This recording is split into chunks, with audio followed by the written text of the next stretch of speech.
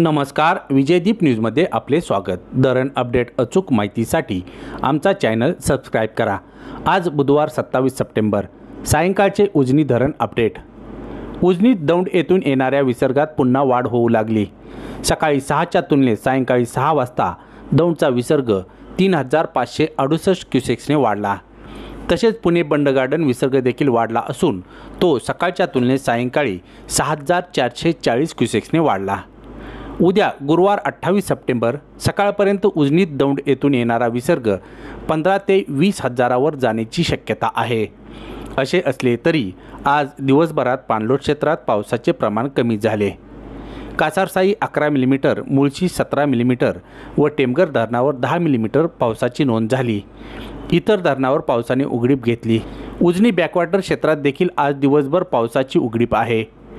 पावसाने उघडीप घेतली असली तरी पाणलोट क्षेत्रातून येणाऱ्या पाण्यामुळे उजनीच्या पाणीसाठ्यात वाढ होताना दिसते। आज सकाळी 6 ते सायंकाळी 6 या 12 तासात धरणात 0.21 टीएमसी पाणी जमा झाले।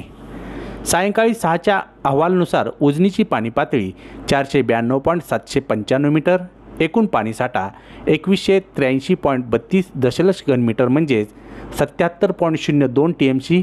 त्यापैकी उपयुक्त पाणीसाठा 378.51 दशलक्ष घनमीटर म्हणजेच 13.37 टीएमसी असून धरण टक्केवारी 24.95% झाली। तसेच उजनी दौंड येथून येणारी पाण्याची आवक 8045 क्युसेक्स आहे, तर पुणे बंड गार्डनचा विसर्ग 9720 क्युसेक्स झाला। बंड गार्डनचा विसर्ग उद्या सकाळपर्यंत दौंड येथे पोहोचेल। दरम्यान संपूर्ण जिल्ह्यातील शेतकऱ्यांचे लक्ष लागून राहिलेली आज होणारी कालवा सल्लागार समितीची बैठक पुढे ढकलण्यात आली असून त्याची पुढील तारीख निश्चित झाली नाही। बैठक पुढे ढकलण्यात आल्याने कालवा लाभ क्षेत्रातील शेतकऱ्यांच्या पदरी निराशा पडली असून बैठक तातडीने बोलावून कालव्यात पाणी सोडण्याची मागणी जोर धरत आहे।